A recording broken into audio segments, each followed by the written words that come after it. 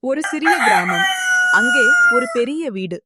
தங்கக் கதவு, வெள்ளித் தட்டுகள். ஆனால் இதயம் மட்டும் கடினம்.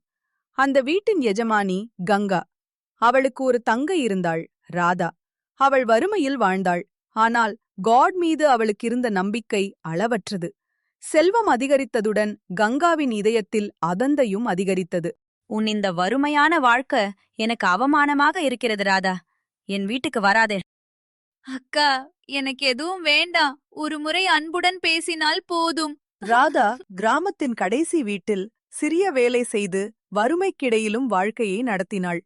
ஒவ்வொரு நாளும் கோவிலுக்கு சென்று கங்காவின் பெயரையும் சொல்லி பிரார்த்தனை செய்தாள்.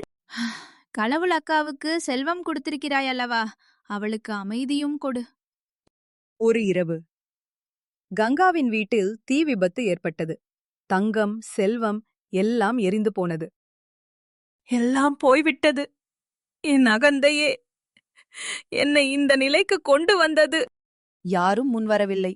அந்த நொடியில் ஒருத்தி மட்டும் வந்தாள். அக்கா, நீ என்னை அவமதித்தாலும் நீ என் அக்கா தானே. ராதா தன் சிறிய வீட்டை கங்காவுக்கு கொடுத்தாள். தானோ வெளியே நின்றாள். சில நாட்களுக்குப் பிறகு ஒரு இரவு ராதா கனவில் ஒரு பிரகாசமான ஒளியை கண்டாள். உன் வாழ்க்கை முழுவதையும் நான் சோதித்தேன்.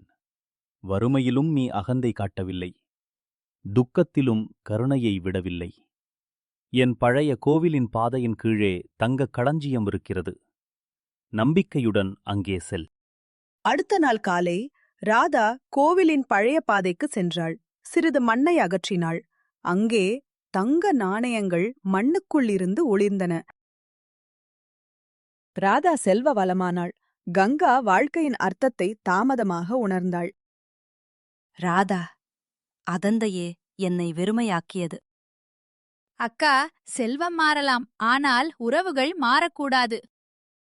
அகந்தை இருந்தால் செல்வம் நிலைக்காது. கருணை இருந்தால் காட் கைப்பிடிப்பார். வறுமை அவமானம் அல்ல, மனித நேயமே உண்மையான செல்வம்.